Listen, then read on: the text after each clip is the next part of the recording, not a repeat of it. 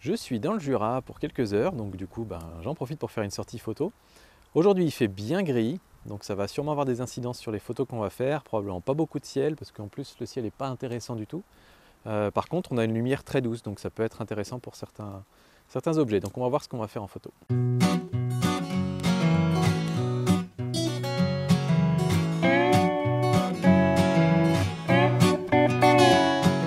Donc là vous pouvez voir derrière, je suis proche d'une petite église qui a un côté médiéval super bien conservé, j'ai l'impression. Donc il me plaît pas mal, je vais essayer de prendre quelques photos. Et je sais qu'un peu plus haut, il y a aussi un château plus ou moins en ruine. Je l'ai déjà vu souvent en passant en voiture devant et je m'étais jamais arrêté, donc là c'est l'occasion de voir s'il n'y a pas un spot photo intéressant. Donc là, juste en marchant le long de la route, j'ai repéré là-bas les trois petits contreforts, on va dire, de l'église que je trouve très jolis et il y a une régularité qui me plaît vraiment beaucoup. Alors j'essaie de créer une espèce de symétrie, c'est pour ça que je reste là en dessous, même s'il y a il y a la neige devant, je vais sûrement devoir lever le bras pour prendre la photo. Et je me demande s'il faut faire une symétrie avec les petites fenêtres en arcade qu'il y a derrière, ou est-ce qu'il faut plutôt essayer de jouer sur la distance et l'espace entre les contreforts. Je pense que je vais peut-être plutôt jouer sur la distance entre les contreforts, mais il faut se déplacer pour voir un petit peu ce qui marche le mieux. Là, ce qui m'embête, c'est que la petite partie à gauche, qui est très jolie aussi avec la petite fenêtre rectangulaire, là, elle va disparaître, donc je pense que je vais en fait pas m'approcher. Je vais essayer une photo ici. Je pense que d'ici, j'ai une photo qui peut être sympa. Alors bon là, c'est le genre de cas, on sort pas le trépied. Donc je vais me mettre F8, on a à peu près de la lumière, ouais voilà, ça devrait aller. Alors on a de la neige, on a beaucoup de neige, donc je vais sûrement monter un peu la compensation d'expo, on va se mettre à +1. Je suis à 50 mm, et donc là je me mets en live view, et je vais lever les bras vraiment assez haut, pour essayer de pas avoir justement cette colline là, vous voyez. Attendez, je vais enregistrer en vidéo pour vous montrer. Hop, voilà, si je me mets à niveau des yeux, on a le petit talus là devant, qui vient complètement casser ma photo, qui n'est pas très jolie. Et donc du coup, je pense que on peut en avoir une toute petite bande en bas, ça fait joli si c'est blanc. Mais voilà, en montant ici, on commence là à avoir une composition qui me plaît bien. Voilà, je pense quelque chose comme ça. Je ne sais pas si je veux laisser de l'espace là-bas à gauche ou si je veux le couper un peu. Je pense que je vais le couper un petit peu pour me focaliser un peu sur les trois contreforts. Ah bah tiens, c'est le bon moment. Donc on va passer en photo. J'en prends plusieurs au cas où. Je vais en reprendre encore d'autres. Parce que là, je suis à bout de bras, je tremble un peu, donc je sais que il y a des risques que certaines photos soient floues, comme celle-là par exemple qui est bien floue. Et je vais juste contrôler rapidement pour voir si ma netteté est bonne.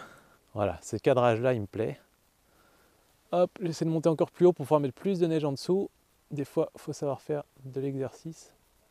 Allez, hop là. Et on vérifie. Voilà, là j'ai des cadrages qui me plaisent vraiment bien. Super, on va voir la suite. Ok, alors là j'ai une autre compo. Je me suis tout tordu parce que je ne veux pas bouger mes pieds. Parce que ça fait 1 minute 30 à peu près que je cherche ma composition au centimètre près. Et là je suis au bon endroit, donc je vais vous montrer ça tout de suite.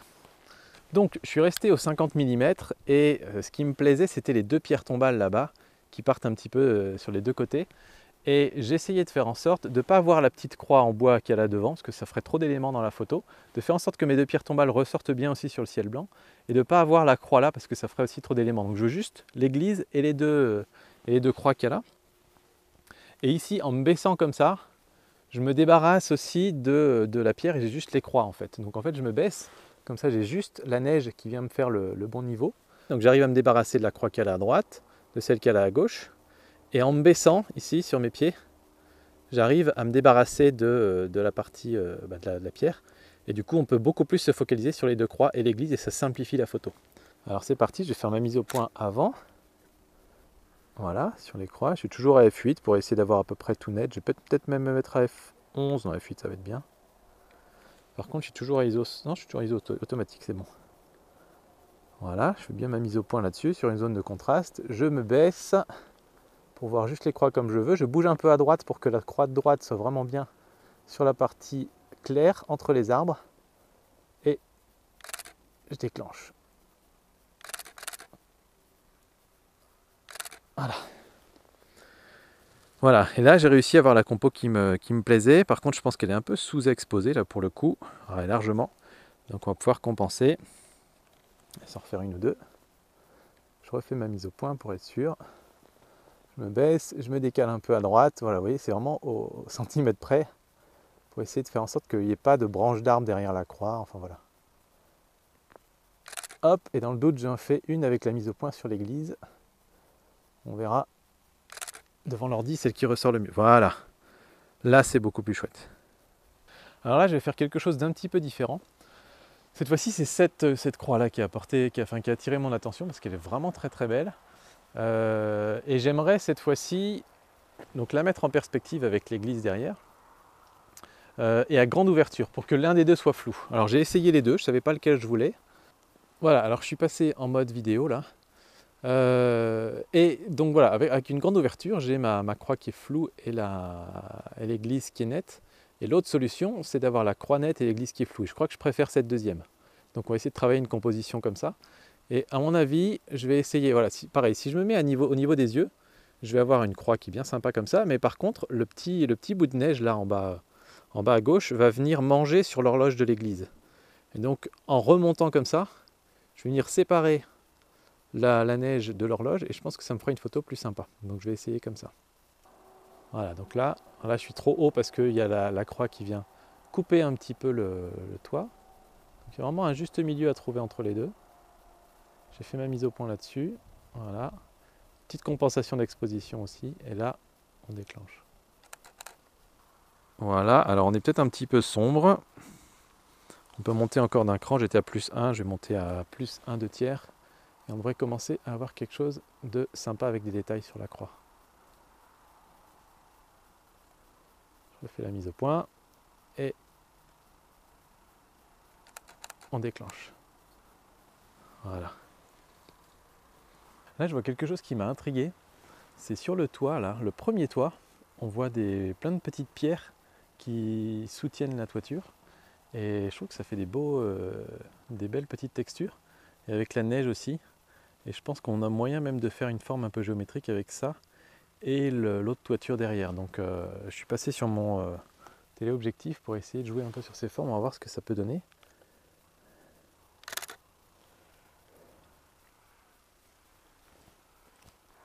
Et là, là-bas, il y en a un autre aussi.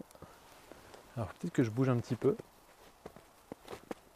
Alors, parce qu'après, la toiture est pas belle là-bas derrière, donc je vais la garder comme ça.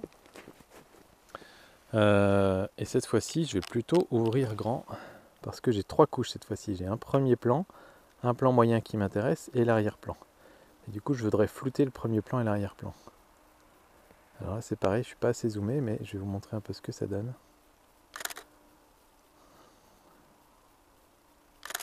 Voilà. Donc je trouve ça intéressant d'avoir un premier plan flou et un deuxième plan flou. Voilà. Truc un peu graphique. Bon là je viens d'en bas et donc j'ai toujours mon 50 mm monté, mais je vais monter mon téléobjectif parce que je suis sur un chemin là, dans la forêt. Je suis tout seul et donc il y a des chances peut-être de croiser des animaux, donc j'ai intérêt à avoir mon téléobjectif déjà monté. Alors là-bas dans le champ, vous ne pouvez pas le voir, mais il y a un truc qui bouge. Je n'arrive pas à déterminer ce que c'est, donc je vais prendre une photo très loin. De toute façon je serai trop loin, mais je veux juste savoir ce que c'est. Et bien raté, c'est un oiseau. C'est un corbeau, je pense. Donc désolé monsieur du corbeau. Là juste devant, il y a un tout petit arbre avec des feuilles marron qui se détachent très bien de ce qu'il y a derrière, où il y a du vert et du marron gris foncé et de la neige. Donc je pense prendre une petite photo rapide. Pas forcément la photo du siècle, mais je pense que ça peut bien rendre. Bon, ça se confirme que le lieu est fréquenté par des animaux. Alors je suis encore très nul pour reconnaître les traces pour l'instant. Mais du peu que je connais, ça va ressembler à une bête type chevreuil, chamois ou ce genre d'animaux là. Donc je vais d'autant plus faire attention et pas faire de bruit. Arrivé au belvédère, alors j'ai tout un grand paysage devant moi, avec la lumière qui actuellement, je pense vraiment pas faire une photo de paysage très large. Il n'y a vraiment pas la lumière qu'il faut. Par contre, dans les détails, il peut y avoir des choses assez intéressantes. Comme on a des lumières douces, les ombres font des ombres très diffuses. Et j'ai déjà repéré un arbre, un endroit qui était tout seul. Peut-être vous le voyez là-bas. Un autre endroit, il y avait des lits, je crois des vignes ou des petites plantes qui font des beaux petits reliefs. Donc je vais essayer de composer comme ça. Donc là, typiquement, c'est le genre de paysage où j'essaie d'observer et de trouver un ou deux points qui me plaisent. Et ensuite, je vois dans l'appareil photo s'il y a une photo qui me plaît ou pas. En fait, je compose dans l'appareil photo. L'arbre est vraiment très joli. Mais j'arrive pas à zoomer suffisamment pour avoir une photo intéressante avec lui. Est-ce qu'on peut, avec des lignes, je vois qu'il y a des routes qui serpentent devant, peut-être faire des lignes qui amènent jusqu'à l'arbre peut-être, et en faire un point où l'œil va s'arrêter plutôt que d'en faire le sujet principal. Je sais pas, j'essaye mais je suis pas convaincu par le potentiel de cette photo. Je vais regarder un petit peu mes vignes là.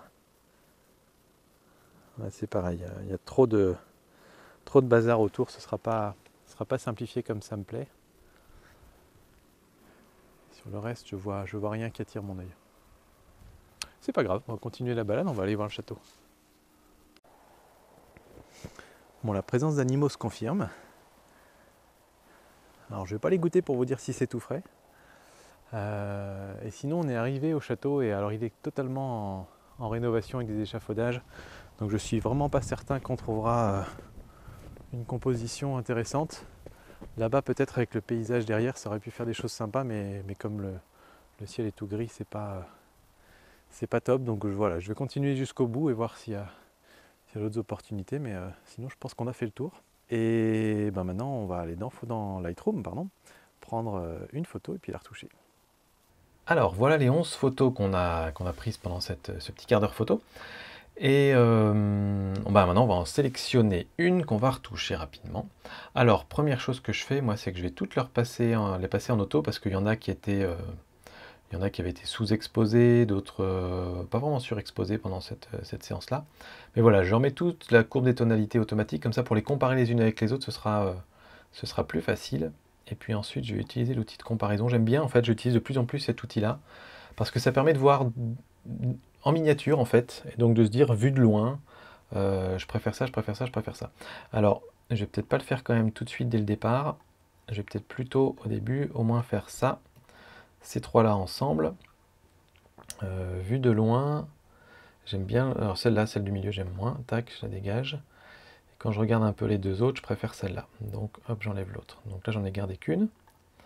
Alors cela dit, on va aller remettre des X et on va mettre des retenues. Voilà. Ces deux-là, pareil, on va les comparer. Je préfère celle de droite.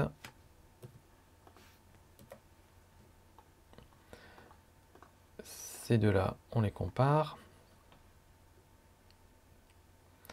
Je préfère celle de droite aussi. Normalement, c'est logique, hein, c'est la dernière que j'ai prise à chaque fois. Et puis ces deux-là, hop. Je préfère celle de droite. Hop. Et hop, voilà. Et donc ensuite, si je retourne ici, que je ne prends que celles qui ont été retenues, celle-là, celle-là, celle-là, et puis les trois que j'ai oubliées. Voilà, elles sont un peu plus grandes, donc pour les comparer, c'est un peu mieux.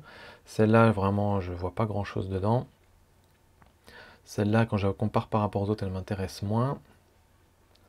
Je suis toujours un petit peu attiré par celle-là, donc j'ai bien envie de la retoucher. Celle-là, elle est chouette aussi. Allez, je vais enlever celle-là. Celle-là. Là, c'est vraiment un exercice. Enfin, je vais les retoucher, celle-là aussi. Hein. Mais c'est l'exercice où je dois choisir celle que je préfère. Je vais retoucher celle-là.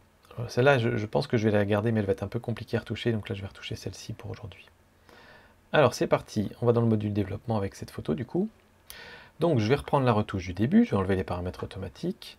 Je la voyais en noir et blanc, moi, cette photo. Donc, je la passe en noir et blanc pour voir un petit peu ce que ça va donner. Alors, l'exposition, on peut l'augmenter clairement. Les contrastes, je pense que je la veux bien contraster cette photo-là. Haute lumière, on a un petit peu de détail dans la neige, ouais, je serais bien d'en avoir un petit peu. Tout blanc comme ça fait un peu bizarre, ça fait un peu surréaliste. Trop de détails, je suis pas forcément fan, mais je vais en garder un tout petit peu quand même. Les ombres, je suis pas forcément pour rattraper du détail dans les ombres ici, donc je vais plutôt les baisser en fait. Voilà, les blancs, on va les rendre vraiment blancs. Du coup, j'ai perdu un peu de détail encore ici, donc je baisse un peu l'haute lumière. Et puis les noirs, on va les accentuer un peu. Voilà, la clarté, Alors la clarté, ça a bien marché au milieu. À l'arrière-plan là-bas, j'aime pas ce que ça fait. Au premier plan, j'aime plutôt bien. Donc on va y aller avec 3 coups de pinceau. Hop, un avec un petit peu de clarté pour le premier plan. Ici, un autre avec plus de clarté pour le plan du milieu. Et puis le dernier, on n'y touche pas. Et pendant que j'y suis, là c'est le seul endroit qui est net sur la photo, donc je vais mettre ma netteté dessus. Voilà, et puis ensuite on peut jouer un petit peu avec les couleurs. On avait du orange et du rouge. Ça c'est vraiment sympa quand on fait du noir et blanc, pour voir un peu les effets que ça va donner. Je crois que j'aimais bien, j'aimais comme ça me paraît pas mal. C'est un petit peu plus clair que ce que j'avais au début. On a des jaunes aussi, un petit peu plus foncés que prévu. Et puis les autres couleurs, je crois qu'on n'en a pas vraiment, donc on va pas forcément besoin de jouer avec. On a un peu de grain sur la photo. Ah oui, mais ça c'est dans les zones... ok. Je vais mettre un masquage par contre pour l'ajout de la netteté. Ah, j'appuie pas sur la bonne touche là. Donc là j'appuie sur la touche Alt et ça me permet de dire où je veux que la netteté soit réglée. Alors bon là c'est pour la petite netteté de base, hein, pas pour celle que j'ai rajoutée tout à l'heure. Voilà mes petits réglages de profil. Mais en fait j'aimais bien avec le vignettage, je vais le rajouter. Voilà, mais j'en ai sûrement un petit peu moins que ce qu'il y avait avant. Et puis voilà, je vais garder ma photo comme ça, ma photo finale. J'ai pas vraiment envie de la retoucher, de la recadrer. En tout cas, j'ai trouvé que le cadrage était chouette. Voilà, c'est un peu conceptuel. Je voudrais vous remercier de m'avoir accompagné dans cette balade. Dire aussi, ouais, j'ai de la flotte sur les lunettes parce que ça fond. Dire aussi un énorme merci aux tipeurs. C'est grâce à vous que je peux multiplier les quarts d'heure photo et les sorties photo désormais. Que je peux prendre une journée, 2 journées, 3 journées par mois pour aller tourner ces vidéos-là. Donc merci à vous et puis à tous les amis photographes, à bientôt pour une prochaine vidéo. Ciao.